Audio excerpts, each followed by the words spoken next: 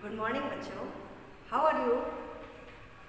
I hope you all guys are doing well. PAT 2020 date has been declared 11th July, 12th July. तो बेटा आप लोगों की तैयारी कैसी चल रही है? मुझे पूरी आशा है कि आप लोगों की तैयारी बहुत अच्छी चल रही है. JCI ने ऑनलाइन क्लास स्टार्ट की है बेटा. आप लोगों के लिए थोड़ा सा लेट है पर क्लास स्टार्ट हो गई है. तो हम कोशिश करेंगे बेटा कि आपको सिलेबस का 80 to 90% रिवाइज़ करा दिया जाए. 1 महीने से ऊपर अभी आपके पास से बाकी है और आप लोगों की तैयारी बहुत अच्छी है. तो हम आशा करते हैं कि बेटा आप लोग डेली अच्छे से याद करेंगे तभी इसका आपको पूरा फ़ायदा मिलेगा. 80 to 90% सिलेबस आपका रिवाइज हो जाएगा. पर बेटा आपको एक चीज़ याद रखनी है, ये ओनली रिवीज़न क्लास है, इसलिए आपको पढ़ना बहुत ज़रूरी है. और मेरा पूरा विश्वास है आप लोगों की तैयारी अच्छी है और कम से कम अभी कराइए क्लास में 1 मंथ रिवीजन की क्लास में आपके 15 to 20 क्वेश्चन डेफिनेटली कवर हो जाएंगे आउट ऑफ 25. तो आज जो फर्स्ट टॉपिक मैंने स्टार्ट किया फंडामेंटल टॉपिक बायो का, और वो टॉपिक है सेल स्ट्रक्चर एंड फंक्शन, कोशिका संरचना और कार्य. तो सबसे फर्स्ट हम बात करते हैं सेल के बारे में. बाकी cell is basic unit of life. Basic unit means हमारी लाइफ की जो स्टार्टिंग है वो किससे होती है? सेल. एक सिंगल जो जाइगोट है उससे हमारी लाइफ की स्टार्टिंग होती है और फिर हमारी जो कंप्लीट माइटोसिस डिवीजन के द्वारा ग्रोथ होती है और हमारी कंप्लीट बॉडी का फॉर्मेशन होता है. तो हमारी लाइफ एक सिंगल सेल से स्टार्ट होती है. Cell is basic unit of life. अपर तो cell is fundamental and structural unit of life. कोशिका जीवन की संरचनात्मक और क्रियात्मक इकाई है. हमारी बॉडी में जो भी फंक्शन हो रहे हैं, हमारे जो भी सिस्टम्स है, उसकी यूनिट क्या है? सेल. तो फर्स्ट टाइम आप जैसा सभी जानते हैं बच्चे कि फर्स्ट टाइम सेल को देखा था रॉबर्ट हुक ने. बट रॉबर्ट हुक ने जो देखा था वो डेड सेल थी. कॉर्क सेल में उन्होंने फर्स्ट टाइम देखा था सेल को. First time living cell discovered by Anton von Leeuwenhoek. Leeuwenhoek के बारे में आप जानते हो, फादर ऑफ माइक्रोस्कोपी. उन्होंने डिफरेंट टाइप के माइक्रोस्कोप बनाए थे. फर्स्ट टाइम रॉबर्ट हुक ने जब सेल को देखा था तो उसने भी सिंपल माइक्रोस्कोप की हेल्प से देखा था. देन हम बात करते हैं सेल हिस्ट्री की. तो सेल हिस्ट्री में हम पढ़ते हैं cell theory. Cell theory formulated by Schleiden and Schwann. सबसे पहले बेटा कोशिका सिद्धांत जो है, सेल थ्योरी जो है, वो देने वाले साइंटिस्ट थे श्लीडन और श्वान. श्लीडन और श्वान ने सेल थ्योरी दी थी कि सभी सेल्स जो होती है, all living organism are composed of cell plus their product. Means जितनी भी सेल्स हैं, जितनी भी कोशिका है, वो सभी according to cell theory all living organism are composed of cell plus their product. जितने भी ऑर्गेनिज्म हैं वो सारे किसके बने होते हैं? सेल के, उनके प्रोडक्ट के.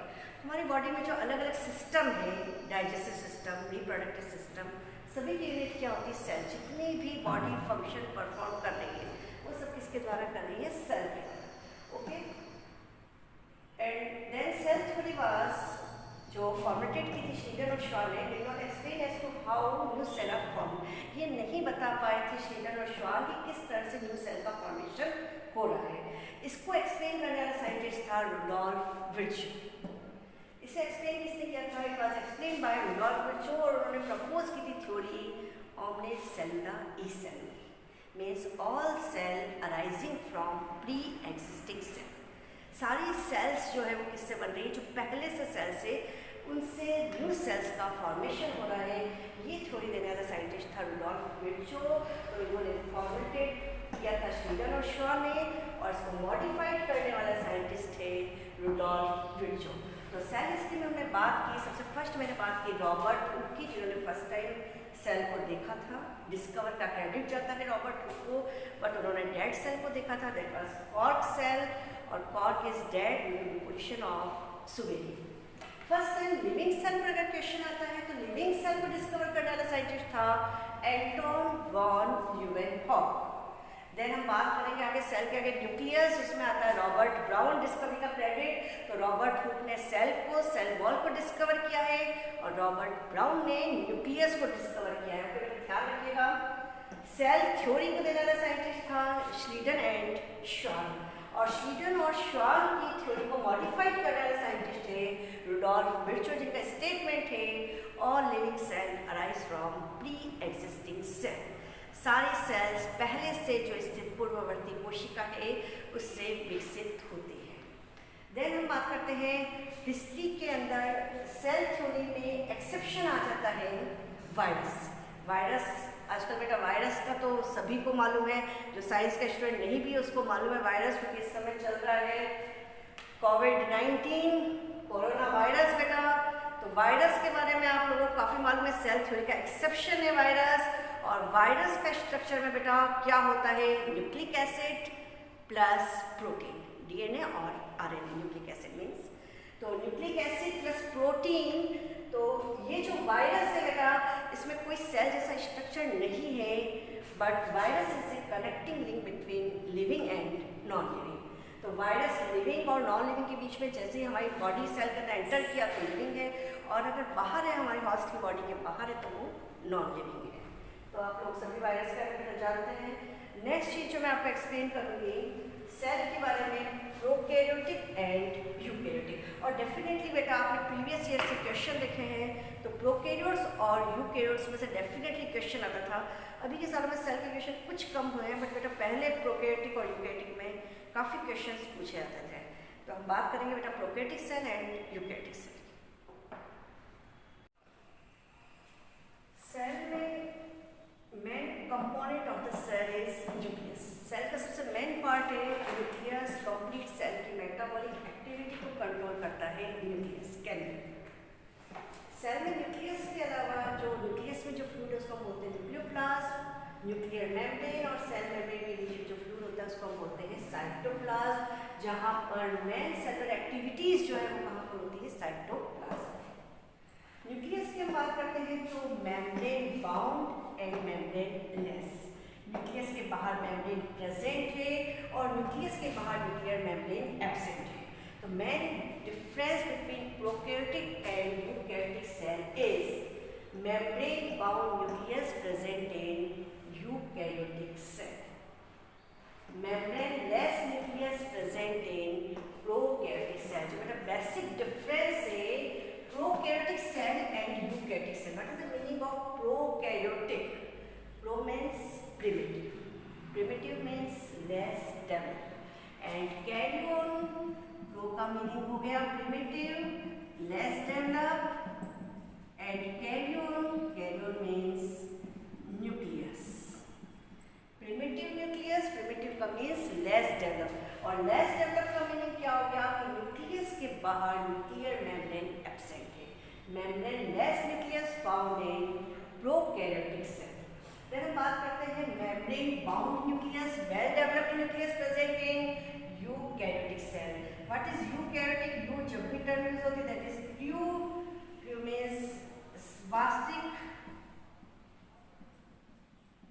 न्यूक्लियस। प्रू न्यूक्लियस का मीनिंग क्या है? न्यूक्लियस के ऊपर न्यूक्लियर मेम्ब्रेन प्रेजेंट होती है। तो फर्स्ट जो main difference between prokaryotic and eukaryotic cell that is, first हमने इसको डिफरेंस जो किस बेसिस पर किया है, न्यूक्लियस के बेसिस पर। सेकंड हम डिफरेंस देखते हैं ऑर्गेनल्स में, इसके जो कोशिकांग हैं, इसके अंदर जो सेल ऑर्गेनल्स हैं, कोशिकांग हैं, तो हम इसे टू टाइप्स में देखते हैं, that is membrane bound and membrane less. जिस ऑर्गेनल्स पर झिल्ली या मेम्ब्रेन प्रेजेंट होती है और जिस पर नहीं होती है। Membrane bound cell organelle found only in eukaryotic. ध्यान रखिएगा बेटा पहले क्वेश्चन पूछा जा चुका है। Membrane bound organelle found in eukaryotic cell, not in prokaryotic cell. Prokaryotic cell means bacteria पर इस तरह की कोई मेम्ब्रेन नहीं पाई जाती किसी भी ऑर्गेनल पर, उसमें ओनली एक ही ऑर्गेनल प्रेजेंट होती है that is ribosome. Membraneless organelle found in prokaryotic and as well as in eukaryotic, but in prokaryotic only ribosome present. Means आप लोग ये जानते हैं बेटा, आप लोगों ने पढ़ा है बहुत अच्छी तरह से कि जब हम बात करते हैं ऑर्गेनल्स की तो हम बात करते हैं single membrane, double membrane and without membrane. तो हम बात कर रहे हैं यहाँ पर single single membrane bound organelle, then double membrane,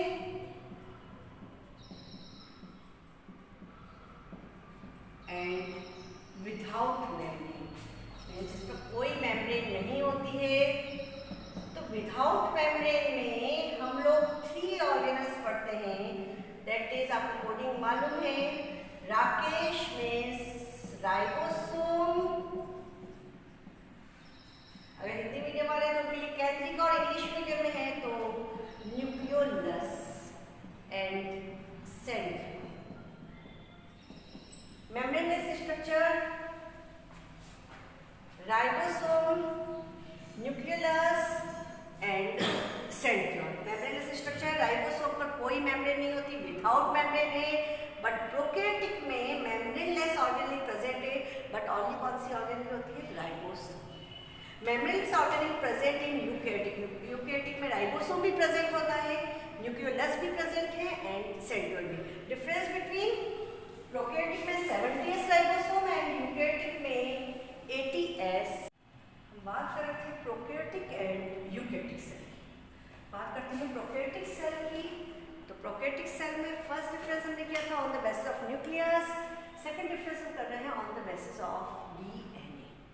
prokaryotic में किस तरह का डीएनए पाया जाता है? Circular DNA, double stranded DNA, naked DNA, naked means जिसमें हिस्टोन प्रोटीन एब्सेंट होता है। यूकैरियोटिक में लीनियर डीएनए होता है, डबल स्ट्रैंडेड होता है एंड हिस्टोन प्रोटीन प्रेजेंट होता है। नोट कर लीजिएगा, स्टार पॉइंट है और पहले भी क्वेश्चन पूछा जा चुका है तो याद रखिएगा। और इसी टाइप का डीएनए आगे जब आप ऑर्गेनल्स पढ़ेंगे तो माइटोकॉन्ड्रिया में एंड क्लोरोप्लास्ट में आपको इसी तरह का डीएनए मिलेगा। डीएनए आपको मालूम है nucleic acid, deoxyribose nucleic acid. हम बात करते हैं आगे सेल एनवेलप की, सेल बाउंड्रीज की। तो सेल बाउंड्रीज में ग्लाइकोकैलिक्स सबसे आउटर कवरिंग जो लेयर है, सेल वॉल जिसको डिस्कवर किया था रॉबर्ट हुक ने, जब उसने माइक्रोस्कोप में देखा था सेल में उसको एग्जैक्टली क्या दिखाई दिया था? Cell wall. एंड देन बात करते हैं plasma membrane, cell membrane, plasma level. तो जो प्रोकैरियोटिक सेल होती है उसमें सेल वॉल प्रेजेंट होती है जो बनी होती है पेप्टिडोग्लाइकेन की, और उसके बाद सबसे आउटर मोस्ट कवरिंग है सेल वॉल, और सेल वॉल के बाद में नेक्स्ट आ जाता है प्लाज्मा मेम्ब्रेन और सेल मेम्ब्रेन। आपको मालूम है प्रोकैरियोटिक सेल में सबसे आउटर कवरिंग तो होगी मेरा सेल वॉल, और सेल वॉल के बाद में जो आप देखते हो सेल मेम्ब्रेन, सेल मेम्ब्रेन की जो फोल्डिंग है, इस तरह की जो फोल्डिंग होती है उसे हम बोलते हैं लिसोसोम।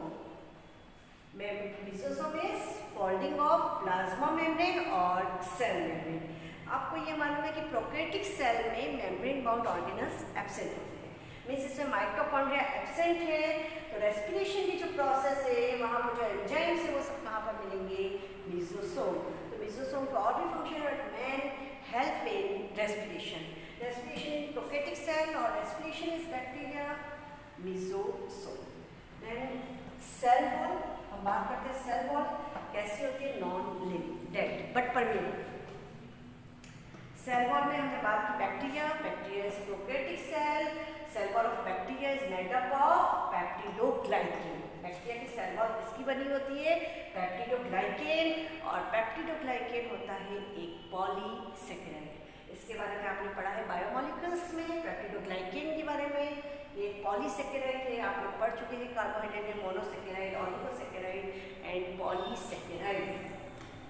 हम बात करते हैं एल्गी की सेल वॉल। एल्गी की सेल वॉल में मिनरल्स होते हैं, calcium carbonate, galactose, cellulose, mannose. उसके बाद में हम बात करते हैं प्लांट्स की। तो प्लांट की सेल वॉल का मेन कंपोनेंट होता है सेलुलोज। आपको मालूम है कॉटन में 90% सेलुलोज होता है। देन हेमिसेलुलोज, पैक्टिन, लिग्निन, ये सारे जो हैं ये सभी पॉलीसेकेराइड्स हैं। Cellulose, cellulose is a polymer of glucose. Cellulose किसका बना हुआ होता है? तो सेलुलोज की जो मोनोमर है वो क्या होता है? ग्लूकोज। हेमिसेलुलोज, पैक्टिन, और अगर हम जो और देखते हैं दैट इज जो लिपिड नेचर के हैं, तो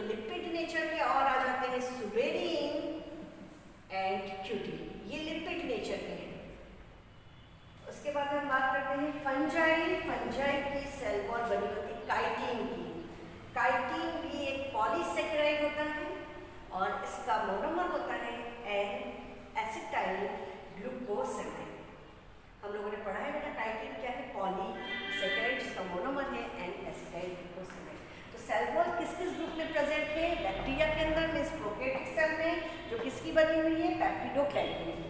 प्लांट्स के अंदर प्रेजेंट है, एल्गी में प्रेजेंट है, फंजाई में प्रेजेंट है। एनिमल सेल में सेल वॉल एब्सेंट होती है। एनिमल सेल में और प्लांट सेल में जो डिफरेंस है उसमें आप पढ़ते हो कि प्लांट सेल में सेल वॉल प्रेजेंट होती है, बट एनिमल सेल में सेल वॉल एब्सेंट होती है। उसमें डायरेक्टली क्या पढ़ोगे आप? प्लाज्मा मेम्ब्रेन और सेल मेम्ब्रेन। सेल वॉल में बात करते हैं middle lamina, it's very important. Middle lamina जो बना होता है कैल्शियम एंड मैग्नीशियम पैक्टेट का, and main component of middle lamina is calcium. पहले भी कैल्शियम पूछा जा चुका है। What is middle lamina? Middle lamina is cementing layer mainly consist of calcium pectate. Calcium के अलावा इसके साथ और क्या होता है? मैग्नीशियम। तो मेन कंपोनेंट मिडिल लेमिना का होता है कैल्शियम, और वैसे middle lamella composed of a calcium, a magnesium, C pectin and D all of this. तो आपका राइट आंसर होगा ऑल ऑफ दिस।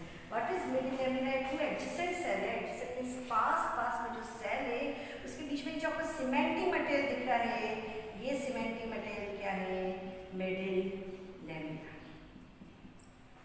तो ध्यान रखना बच्चों, मिडिल लेमिना किस से मिलकर बना हुआ होता है? कैल्शियम, मैग्नीशियम एंड पैक्टिन का। उसके बाद what is the function of cell wall? What is the function of cell wall? Give shape to cell, cell को शेप प्रोवाइड कर रहा है cell wall, protect from mechanical damage and infection. इससे protect करने का भी काम होता है सेल वॉल का। ओके स्टूडेंट्स, फिर हम कल इसके बारे में आगे और पढ़ेंगे। नेक्स्ट टॉपिक पर हम आ जाएंगे सेल मेम्ब्रेन।